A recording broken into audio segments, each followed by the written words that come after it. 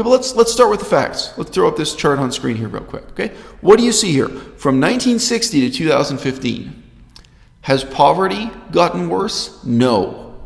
Inequality got worse. But inequality got worse only because the rich got richer, not because the poor got poorer. These issues are emotive, and people tend to look at these charts and only see what they want to see. Now, Bernie Sanders is no fool.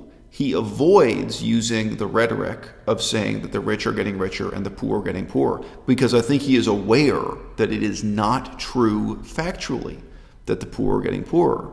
But most people look at a chart like this one and they just see what they want to see. If you look at the bottom of the chart, see the number 0% there? For the poor to be getting poorer, their lines would have to be below 0. Because this is a chart showing average real household income growth.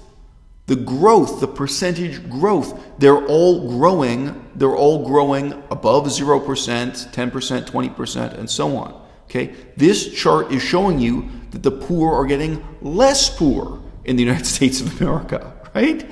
But the rich are getting richer much, much more rapidly.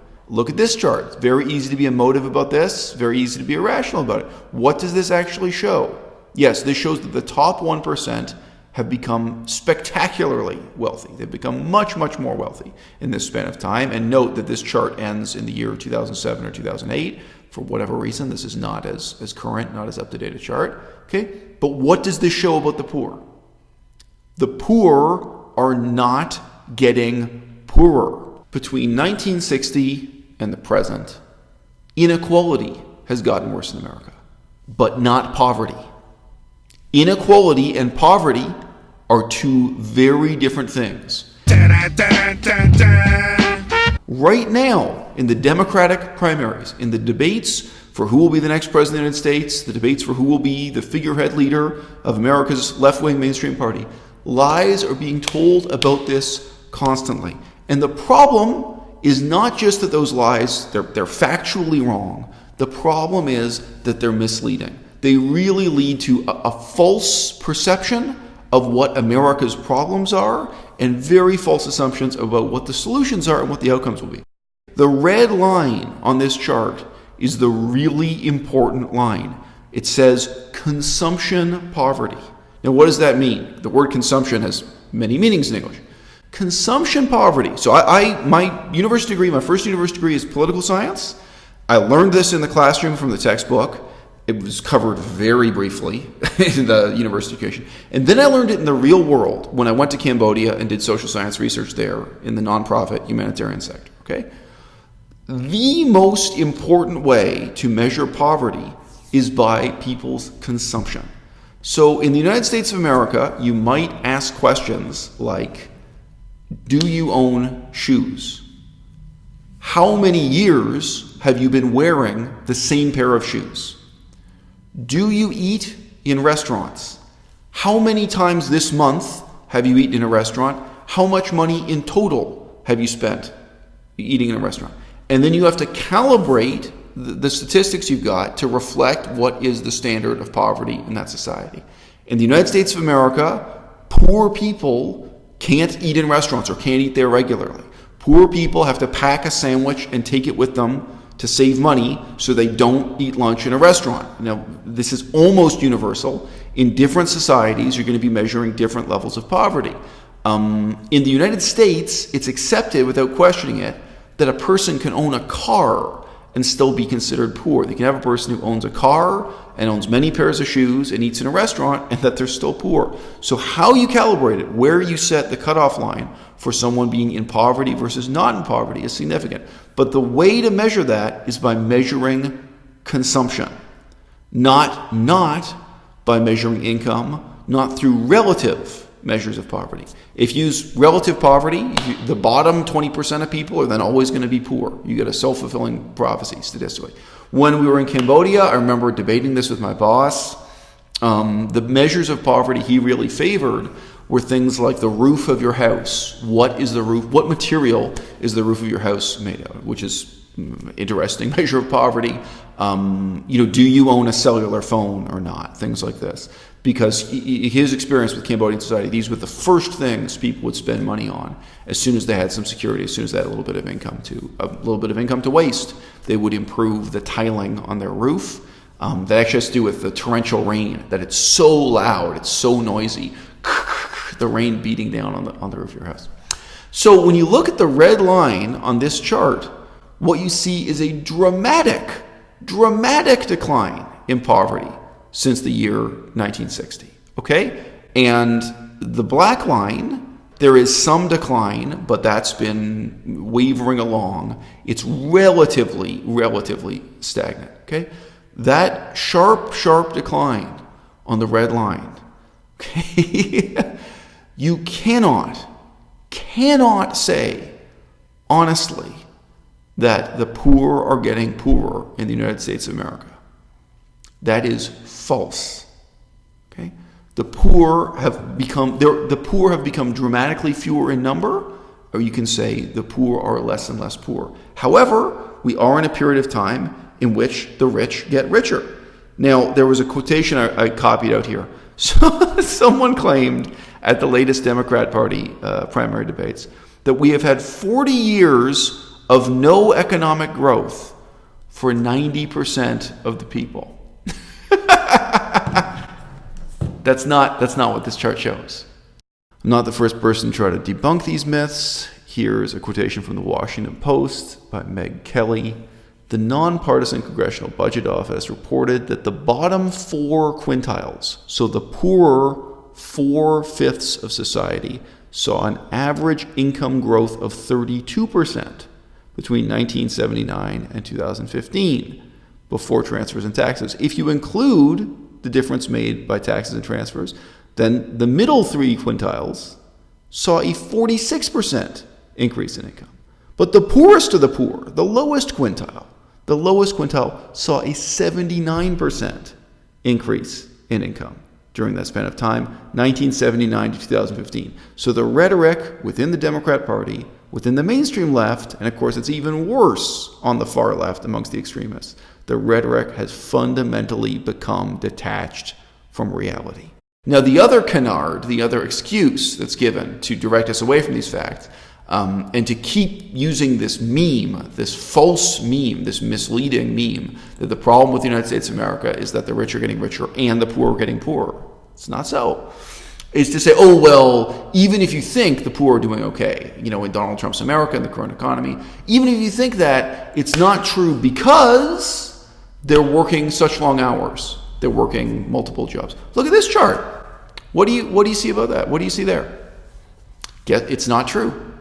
It is not true. Believe it or not, the rich people are really the purple line. Those are the extremely wealthy. We get several different levels of rich people. Rich people are working longer hours. Okay? I don't find that surprising. In the past, rich people relied on other human beings to help them out. They had servants and secretaries. Increasingly, if you meet people who are millionaires, not multi-billionaires, but just people of over $1 million, they do everything themselves. They don't have a secretary. They don't have a travel agent. They use their computers and they book everything themselves. They do all the work themselves. I think it's really true that, high-income people, whether they be medical doctors or architects or owners of small businesses, they now work very, very long hours, and that's what this chart shows. The people who are working shorter hours are the red line. So the red line here, this isn't the poorest of the poor. You can see if you look at this is the relative poor, and this is the majority of society. They are not working longer hours. You can see very clearly the trend, and especially, interestingly, the trend in recent years. So what's the problem with this approach? I'm saying this partly because I want to set up a discussion of issues in a future video, probably the next video I make. The problem is that the quality of life people have in America is absolutely awful. And that problem cannot be solved by raising the wages of employees at Amazon from $14.25 per hour to $15 an hour. It's not going to make that kind of difference. It's not going to make that dramatic a difference for the people at Amazon. It's not going to make that dramatic a difference for the people at Disneyland either. I followed those arguments very closely when Bernie Sanders presented them. And even the particular case studies he presented were really misleading and dishonest. I do completely sympathize with the movement to raise minimum wage. I completely sympathize with it. But, have you been to Los Angeles? Have you been to San Francisco? Why are there huge numbers of homeless people on the streets? It's not because of the difference between $14 an hour and $15 an hour for people who already have a steady job at Amazon or Disney World. It's not. Okay? Obviously, talk to anyone who has real-world experience working with the homeless in the 21st century. Obviously, the single most outstanding issue is drug addiction, including addiction to painkillers, as well as, recreational drugs, illicit drugs, illegal drugs, okay?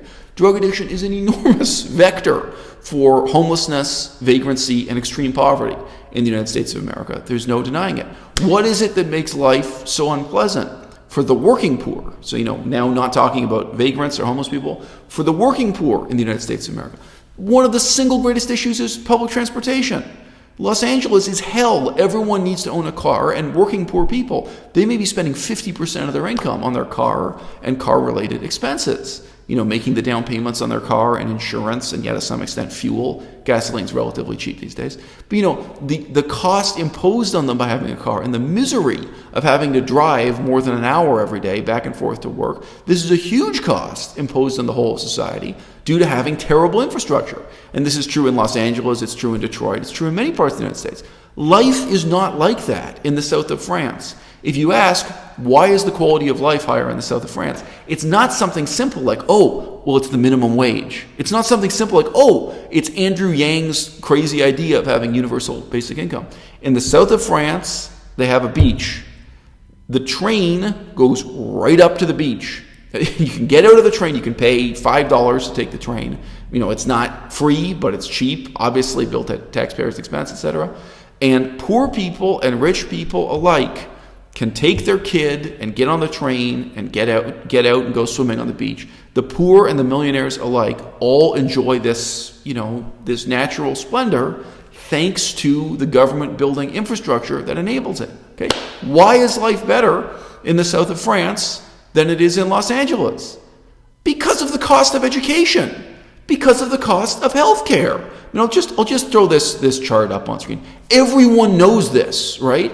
This is the misery of modern life in America. And this absolutely will not be broached. It will not be solved. It will not be improved by raising minimum wage, nor through Andrew Yang's, universal basic income proposal. Okay? And this is not even talking about rent. One of the most fundamental miseries in the 21st century is the cost of rent, and no government wants to deal with it. Neither left-wing nor right-wing, neither Democrat nor Republican, nobody wants to talk about how you can really help the poor by having, housing that works for them, housing that doesn't require them to drive 2 hours back and forth to their place of employment, housing that doesn't cost them 50% of their income, et cetera, et cetera. This is a huge crushing problem in the United States of America, and it is in some other countries around the world. High rent crisis is not universal, and there are government policies to deal with it. Okay? The most fundamentally dangerous element of the left wing blaming the problem on the rich are getting richer, the poor are getting poorer, this factually false meme. Their statement of the problem is misleadingly simplistic. And this is training public opinion to endorse and commit to solutions that are even more misleadingly simplistic, indeed, in my opinion, dangerously so.